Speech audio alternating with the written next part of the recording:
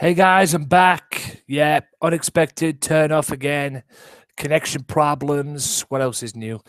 I tried to use my OSB device. It didn't work. Didn't work to what I wanted it to be. I think that's a connection problem. I'll have to sort that out. But all in all, guys, it's gonna have to be the Google Hangouts again for the time being, and I apologize for that if that's the case. But if you guys don't like it, that's just the way it is. I'm sorry. I'm trying to do my best to bring you the best videos that I can. Sometimes it doesn't work. Anyway, guys, I've got a thank yous to do as well during this, but welcome to a TNA Bound for Glory and NXT video review. This is brought to you on YouTube via Google Hangouts, and this is going to be on Facebook as well. Now, TNA was actually a good show as well. I saw that this past Wednesday. I know it's 4 days late and everything, but I don't get TNA until Wednesday, sorry. Wednesday night here in the UK. You guys get it on the Sunday in America. We don't get it over until Wednesday, which is preposterous. But hey, I think there's only been one pay-per-view that I know of that was live. And I believe that was Slammiversary. I have to check that. But I believe it was Slammiversary. That's the only pay-per-view that was being live there over here. But I wish they'd do that more often here on Challenge. But anyway, yeah, TNA was good, but I'll save the best for last, and that was NXT. Guys, if you want to comment or something, I prefer you do it in the YouTube page below. I haven't got my other sites on, so if you're using the chat and everything, or whether the chat's on or off, I don't know. But if the chat's on or the chat's off, if it's off, then fine. But if it's on, don't use it because I won't be paying any attention to what's going on. Unfortunately, I'll see if I can get it on. I'll see if it will allow me to get it on. That sounded wrong, didn't it? Allow me to get it on. Yeah, and apologies for the delays and everything, guys, but I'm doing the best I can to the best that I can do. It is what it is. And yeah, hope you guys enjoy it nonetheless. And we'll kick off this video. I've got some thank yous to do as well, guys. And I'll do that at the end. But I'll kick off the video with TNA, and I want to talk about Bobby Roode and Bobby Lashley for the King of the Mountain Championship.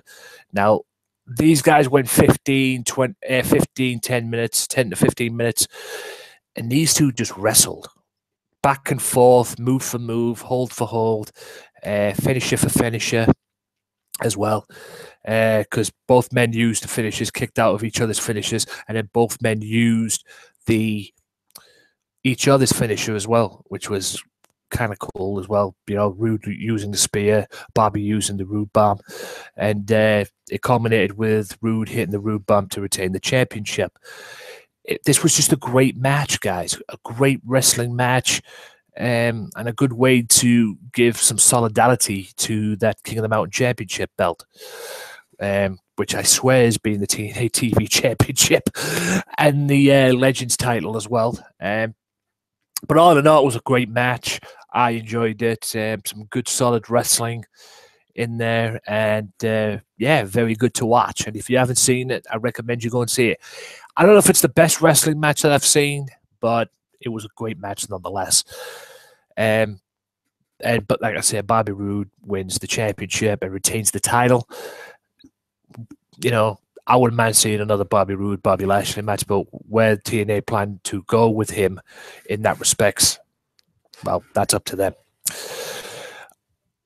Talk about the Gail Kim Awesome Kong match, which involved Robert Irvine, which is Gail Kim's husband. Apparently Kong was going to use a chair on Gail Kim, and then Robert stopped that and everything. And Gail Kim managed to get the victory, even though it was a match that was totally dominated by Awesome Kong. Kong using Gail Kim using the Eat Defeat while Kong was about to chokeslam her off the second rope. Gail Kim uses the Eat Defeat move that she does and gets a roll up and gets the victory. What's next for Gail Kim in the Knockouts division? Probably another feud with the Dollhouse again. But yeah, really nothing more. That was an okay match because it wasn't the best of match, the best Knockouts match I've seen in TNA because it was one-sided. Kong dominated it, but Gail Kim, she's experienced, and that's why she's the pioneer of the Knockouts division. She finds a way to win. And it's a shame WWE didn't use her either. Anyway, I'll talk about the Wolves and Trevor Lee and Brian Myers tag team title match. This was the third match in the series because the first two were based off the feud with the GFW angle. These two had a great tag team match, man. Great tag team title match. Wolves, in my opinion, probably one of the best tag teams in the world at the moment, if not the best. And Brian Myers and Trevor Lee put on a great performance, man. These two look good together. Both teams looked good. They brought some credibility to the tag team division in TNA, credibility to the tag team title division titles as well, the actual titles themselves. And yeah, it was just good stuff, man. Good to watch. Some really, really good stuff in there as well. And yeah, and the Wolves ended up getting the victory. But it was, in my opinion, it was relatively even from the start. Not much of dominance from a team. Both teams showing great tag team wrestling, great double team, and great psychology, great tag team psychology too. It was a great match, really great tag team match for the tag team title.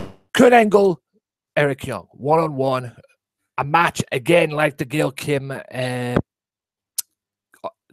Awesome Kong match earlier on, a match that was dominated by Eric Young. And he was even at one point, they were trying to get him off the, take him out to the ring of the arena, make him like he was injured or anything.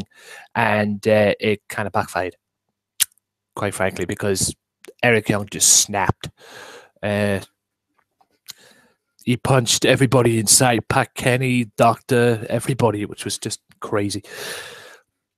All in all, though, nothing really much to say, but Kurt Angle got his revenge and got the ankle lock on. Not really much big in that match, in my opinion, but Kurt Angle did get his revenge, and Eric Young's downfall run, so to speak, for the GFW stuff as well, because now he's probably getting me #1 for turning on TNA.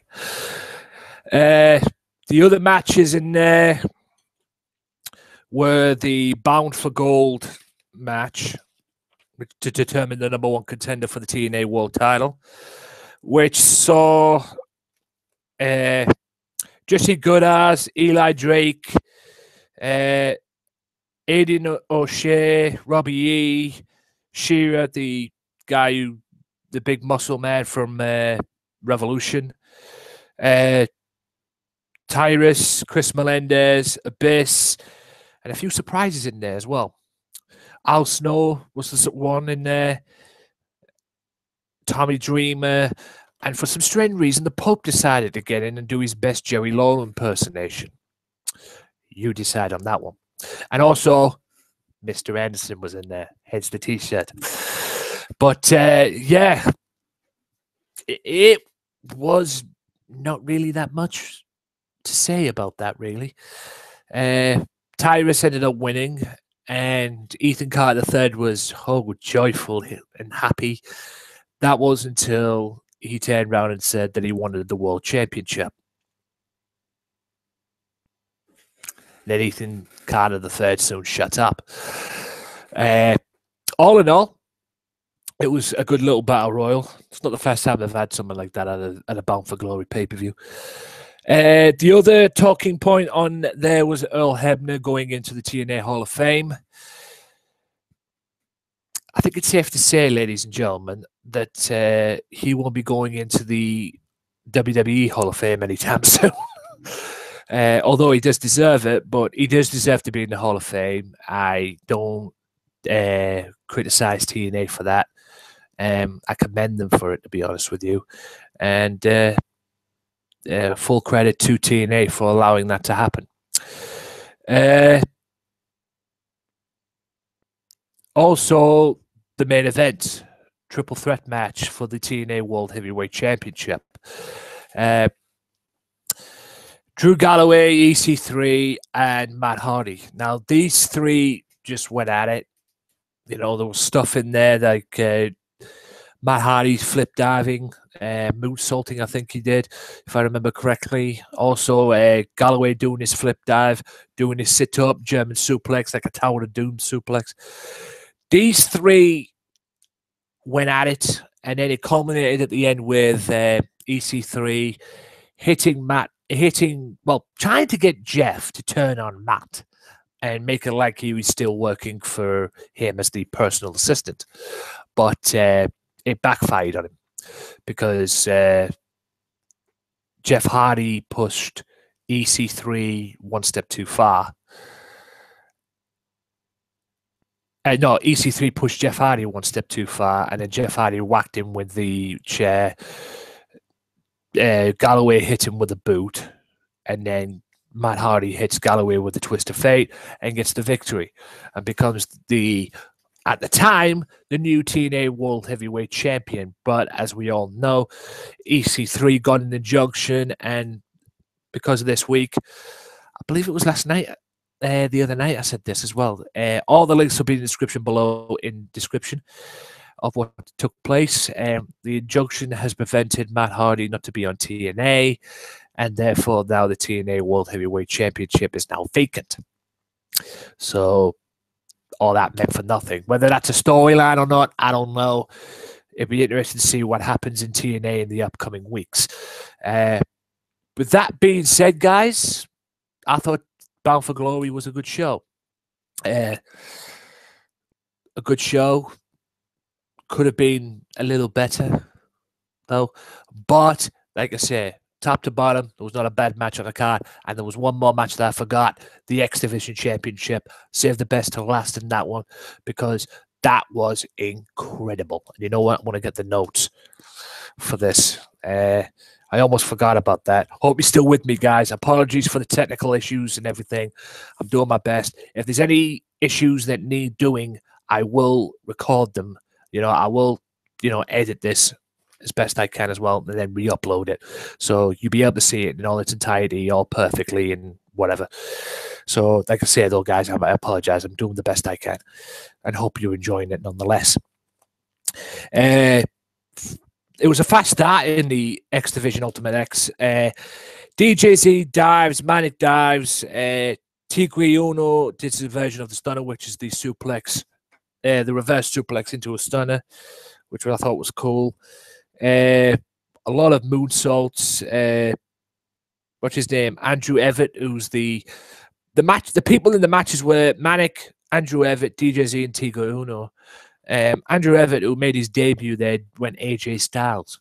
He did a springboard shooting star press on the outside, which is the last time I saw someone do that was AJ Styles. But he did it and did it perfectly. And it ended with him taking an hellacious bump, Andrew Everett, that is. He took an hellacious bump. He stood on the actual, the top of the ropes. They climbed up to the barricades, the cables, and he's actually stood on the top of the cables.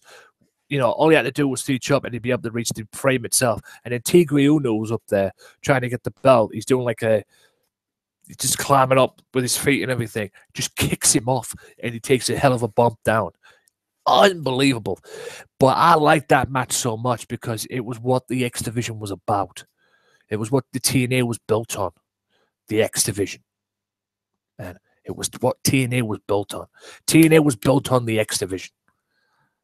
Simple as that. TNA was built on the X Division, the great matches, and that was just a perfect example and a great way to kick off the Bound for Glory pay-per-view. All in all, good show. TNA, like I said, not a bad match on the card. Good, solid show. Now for the main event, ladies and gentlemen, because now we're going to talk about the show that obviously topped it, NXT. Unbelievable, unbelievable, unbelievable. Finn Balor, Samoa Joe faced Dash Wilder and Scott Dawson to kick it off in the semi-finals. Just incredible. Absolutely good. A good solid tag team match. Dash and Scott bought the A game to them. You know, took the fight to them. Everything was on the line. All of it was on the line. And it was just good to watch, man. It really was. Absolutely phenomenal to watch. And Finn Balor flying around, Joe starting fast. Just some good, solid tag team match.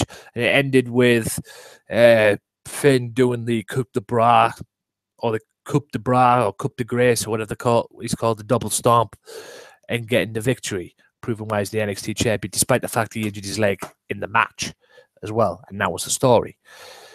Chad Gable, Jason Jordan, and Rhino versus Rhino and Baron Corbin, the odd couples I call them, but although they are good.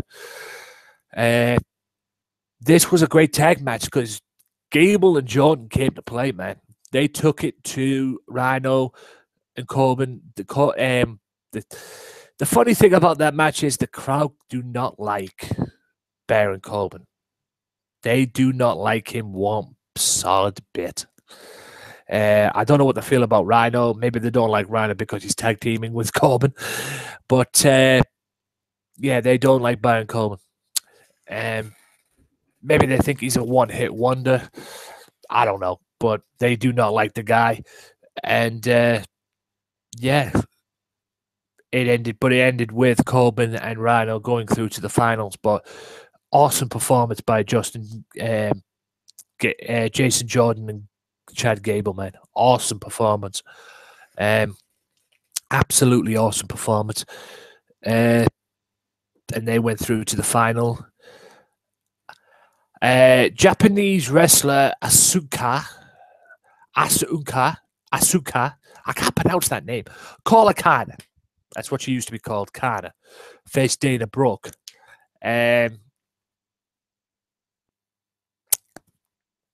It was just Dana Brooke's worst nightmare, basically. Dana Brooke tried to get under her skin. Didn't work. It pissed her off.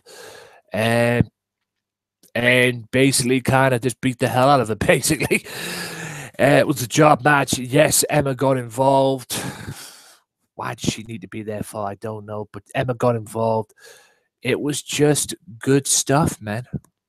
From Kana. Asunka, whatever her name is now. And then she gets the chicken win, Asuka lock, the chicken win lock, as she calls it. She calls it by a name, and Dana taps out. But the best part of the match for me, because Emma tried to get involved, kind of got rid of her, you know, to chase her away. Unbelievable at the end of the match, because I swear to God, kind of gets out. Whatever she's named, it's that this was what the kind of name is what she used to be called. She gets out, she looks right in Emma's face. She gets in like Emma's face, you know, doing all this and everything. Emma just looks that way. You know, that to me was awesome because that is what a bully does in real life. In whatever it is you guys are doing, no matter where it is you are, you always have a bully. Somebody bullies you, whether it's male, female. You punch, and you know he or she thinks she's the big shot and everything and all that. And then you stand up for yourself. She starts bullying you, he or she, and then you stand up for yourself. You get in the face, you take her out, and then the next time you see each other, she does that. He or she does that. You know, because she doesn't want to see you. That's what that was about. That was awesome. I love that, and that's happened to me before. You know, people being, you know, bullied me, have done some things to me and everything. I've stood up for myself. The next time I've seen them, they've just done that to me. You know, it was just good stuff, you know. And obviously Dana and Emma realized that she's not to be fucked with. And I don't think she'd be doing it. I don't think she'd be doing any photo shoots in the main roster, as the diva is supposed to be, you know, getting her bikinis out. I mean, she's there to kick butt. And if they have any sense, they'd keep her in NXT because she's not a diva. No, not a diva. Dana, Emma, maybe, Kana, Asuka, whatever her name is. No chance. all in all, it was hilarious to watch. Apollo Crews and Tyler Breeze. Apollo Crews and Tyler Breeze was awesome because Apollo Crews was tested in this match. Now, I know I think this is his third match. But he was tested by Tyler Breeze in this match, man. And it was a great match, back and forth stuff. Tyler Breeze on occasions thought he had him, and it looked like he did had him as well. There was a super kick that he caught him with, and Tyler Breeze brought it to Apollo Crews. I think it's kind of bad that Tyler Breeze is getting this treatment that he's getting, in my opinion. I don't like what has been going on with him. He doesn't deserve this kind of treatment. He deserves to be a champion. He's been there for a while and everything, and all he's had to do is see people go in front of him. You know, they need to put something on him. They need to do something with him. If not, send him up to the main roster. But he deserves better than what he's getting, in my opinion, because he's a great wrestler, and he brought the best out of Apollo here. He really tested Apollo in this match, and Apollo ended up getting the victory. Just manhandles him at the end of the match, and the man that was once known as Mr. PCW, that's Preston Championship Wrestling, gets a big victory over a big time player. I think Tyler made Crews look good in this match, in my opinion. What's next for Apollo? Obviously the NXT Championship, but he's got a long way to go in that. And hopefully they start doing something positive with Tyler right now, because the fact that he's jobbing out to people, it's not good. I mean, he's jobbing out to people, but he's putting on great performances. I mean, he does a beautiful backcracker in there, which normally you do it from the back, as you know, the person straight right in front of you, but he did it from the side, which I thought was really, really cool. Yeah,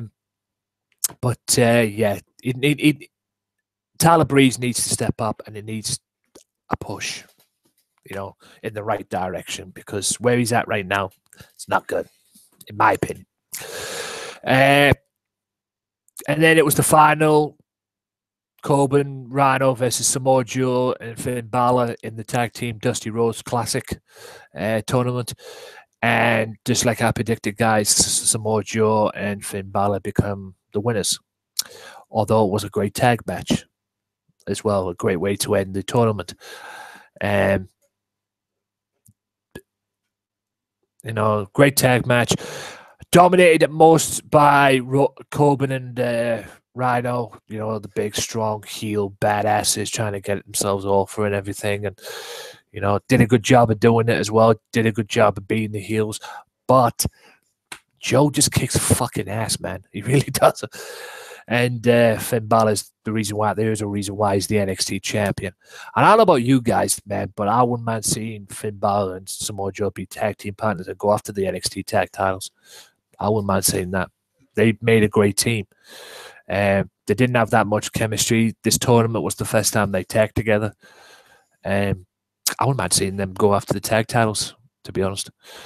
It was just a good match nonetheless. And yeah, Cody Rhodes, the whole Rhodes family was there as well, which was really, really cool. And then they paid tribute to Dusty and that, and it was just really, really good. It was just really, really good stuff and good all around. And speaking of good all around, I'm going to move on now to probably the greatest women's match I have ever seen in all my years. Ever since I was a little bitty child, I have watched professional wrestling, WWE, WCW back in the day. I have watched wrestling nonstop ever since I was a child. Ever since that day that I clicked that clicker and saw Hulk Hogan wrestle for the first time, I was hooked. Although Hogan didn't do much wrestling back then. But, you know, when I turned it on, saw Hulk Hogan on my TV for the first time, boom, I was hooked. And the women's match, I have been very vocal on my podcast about the women's division, but women's wrestling lives. And they didn't even start the match. And I'm talking about the Bayley Sasha Banks 30-minute Iron Woman match, not Iron Man match, even though technically it's an Iron Man match, but it's an Iron Woman match. The match hadn't even started, and they were chanting, "This is awesome. You deserve it." And they do. I don't think there's been a match on a big show. I can't remember the last time they had a main event on a big show for the women. Or the women were in the main event of a big wrestling show, in WWE at least. I know they've had it on Raw and that, but I don't think they've had it on a like a pay-per-view scale show like NXT is. But it was great stuff. These two knew each other so well. These two just basically picked up where they left off in Brooklyn. Lots of counters, cover after cover. Both girls looking for the early pinfall, the early quick fall. It was just good stuff, man. I mean, like I say, this was the greatest women's wrestling match I've ever seen. Noticed I said wrestling in that, not a diva or anything like that. It was 5 stars all the way around. These two deserve to be the main event. These two deserve to be where they at. Sasha's moving on now to the main roster, and Bayley's now the face and the flagship of the now NXT Women's Division. I mean, this was just good stuff, man. I mean, Sasha being the boss, poking in the eye, and getting the cover to go 1-up. Then Bayley hitting Bayley to Bayley suplex and getting the equalizer, and then Sasha going on the outside, throwing her in the frames up the aisle and everything, and then stealing Izzy's piece that she gets from Bayley, stealing that, and wearing that in the ring, and Izzy crying her eyes out in the front row, which Izzy is the #1 fan of Bayley, and that wasn't very cool, but that's Sasha for you. And it was just good stuff, back and forth, good women's wrestling match. And I can imagine right now there was a lot of people that saw this and thought, "Oh, no, it's an Iron Man match. They're not going to pull this off. Are you kidding me?" They went above and beyond. Absolutely above and beyond. The whole roster at the end showed their respect. The reverse Rana that they did at the at the Brooklyn show was countered. It was just good stuff all around. I mean, I'm going to watch this again at some point. I'm just going to go back and watch this match again because it was just great stuff. And stairs came into play. Sasha dives on Bayley, and Bayley catches on the outside, hits the belly suplex. There was a lot of good points and good spots in this match. Were my favorite because the whole match was 5 stars all the way around. It was probably the best women's match I've ever seen in a while. Probably I've ever seen ever, especially in WWE. The 4 horsewomen were at ringside. The other 2 members, Becky Lynch and Charlotte. Lita was even there as well. It was just unbelievable stuff, man. And as a wrestling fan, I'm proud to finally see the women in WWE get what they deserve.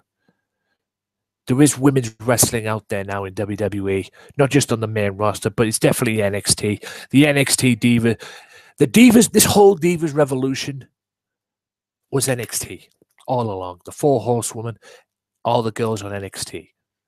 That was the Divas revolution. Stephanie brought it up to Monday Night Raw with Charlotte, Becky, and Sasha herself. Again, I don't know why Sasha's with Team Bad, but that's another issue for another day. I'm proud to see women's wrestling back in WWE. And I have watched WWE from when I was a kid, going back to the days, good, bad, ugly. I will always watch WWE no matter what, no matter how ridiculous it can get sometimes. But it's good to see the women's division back, back in business in WWE. Hopefully they can bring what they've done in NXT and elevate the Divas division. They've already done that because Charlotte's now the Divas champion. Sasha's up there now. Becky, Charlotte is up there. Hopefully they'll bring Bailey up, and hopefully they'll start with the 4 horsewomen and bring the 4 horsewomen stable and make it something, because the Clique were back in the day. The 4 horsewomen are the female version of the Clique. It's as simple as that, you know. And it was good stuff. Just good stuff all around. I can't vocal. I mean, some of the stuff in that match was indescribable. You have to see it to believe it. Just 5 stars. 5 stars all the way around. And it makes me proud as a wrestling fan to see that the women's division is back in business in WWE, especially in NXT, but more importantly now it's going to come back in the roster as well. The Divas division, the Divas Revolution lives no matter what. And, you know, all these, you know, Becky, you know, and it's even bringing the best out of the Bella Twins as well. As much as I'm not a big fan of the Bella Twins at the moment, I do respect them and I do think they're gorgeous. But as far as in-ring work goes, they can't hold a candle to the NXT girls. And there's a lot of people, there's a lot of them on that roster that can't, quite frankly. Natalia, she should be a part of this revolution, you know. This whole thing with her and Paige and the PCB and everything. If she's going to join PCB, just join her. Have her join. And the whole show ended with Triple H and everybody on the roster showing respect. I mean, it's just mind-blowing. Just watch the show if you haven't seen it. If you don't believe me, go and watch it and see it for yourselves. You'll be blown away as I am. It was just great to watch. And if you thought the Brooklyn match was something, they just took it 5 stars. 5 stars all the way around. That was the Brooklyn match. That's the NXT respect match, the TakeOver respect match. Not much you could say, really. Raise the bar, raise the bar. The next goal for them now, the next goal I would like to see is another match between them two, or maybe the others as well. Shut them all on WrestleMania. Because that's where they're going to have to go at some point. That will be their next goal. Just stick them on WrestleMania. Unbelievable. Unbelievable. Unbelievable. And hats off to Triple H, man, because NXT was a developmental show for FCW, and then it turned into a game show to get stars over and everything. And then Triple H just came in and said, nah, this could be better. And now look where it is. And I'm glad there's an alternative now in WWE to Monday Night Raw and SmackDown, because sometimes you don't get the best shows on Raw or SmackDown for that matter. But NXT there's more wrestling than there is talking. And that's how it should be in wrestling, not just on NXT. They should do that on Raw. They should do that on SmackDown. What annoys me about Monday Night Raw is the 20-minute promos at the start. There's usually, not necessarily every show, but there's usually a 20-minute promo at the beginning of the match. The fact of the matter is this: women's wrestling lives in WWE. Women's wrestling lives worldwide. The Divas Revolution, hashtag Divas Revolution, lives. And I'm proud to say that. And the whole show was a 5-star show. Really wasn't that much on, but it was all built around the Bailey and Sasha Banks. And them girls knocked it out of the park. It's as simple as that. That is about wraps it up for this, guys. Hope you've enjoyed it. Apologies for the technical issues, any technical problems or anything like that. I will fix that, and at some point I will do a live stream off that OBS once I get everything sorted out. I think I did it wrong on something, but I'll test it out tomorrow, because I'll be on the Games Matter channel. All the information will be in my YouTube page. Just click the second channel in the corner link and you'll get onto the Games Matter channel. Subscribe to that as well. I'm live streaming on that channel tomorrow night as well, so be sure to check that out. Also as well, guys, I want to say thank you so much. I did a Raw October 5th show. Now, I don't know, I'm getting 2 likes and 9 dislikes on that video. That's not really my issue at the moment, guys. You guys have your opinions, whether you like it, whether you dislike it. It's up to you, you know, at the end of the day. And that's what being a wrestling fan is all about. Everybody has an opinion. And that's what I want this channel to be about you. Okay, about you. If you want to get in touch with me, at WM Podcast on Twitter, at Tony_Walker on Twitter as well, Facebook.com/WM Podcast as well. You know, thank you so much for that, for the video feedback as well, and the video, checking out that video, the October 5th Raw review. Unbelievable. In the space of 2 days, I did it on Tuesday. It got up to YouTube. In the space of 2 days, it has now got over 2,000 views, 2,500 views, close to 3,000 views. Insane. I put a video up at SummerSlam and the Raw August 24th show. I did a video on there that got 1,000 views in a week. This video, October 5th, should pass that. Unbelievable, and I can't thank you guys enough, man. I really can't. Likes, dislikes, again, don't matter to me. They're your opinions, and you are entitled to your opinions. And that's what I want this channel to be about: wrestling fan expressing their opinions and not getting told what to say or what not to say or anything like that. I want people to come on this channel and just shoot the breeze. Hell, you want to come on my podcast? Hook me up on Twitter or DM me on YouTube as well, Facebook.com/WM Podcast as well. And if you want to see more stuff as well, the only place you can do, the only way you can do it is subscribe. This video will be going up on the Facebook page as well, Facebook.com/WM Podcast.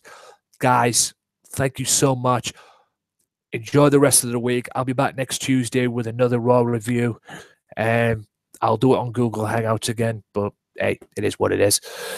Thank you so much for watching this video. If you haven't seen it on the stream, don't worry, it's going up on YouTube. You're going to see it at some point anyway. So until then, guys, thank you so much for watching.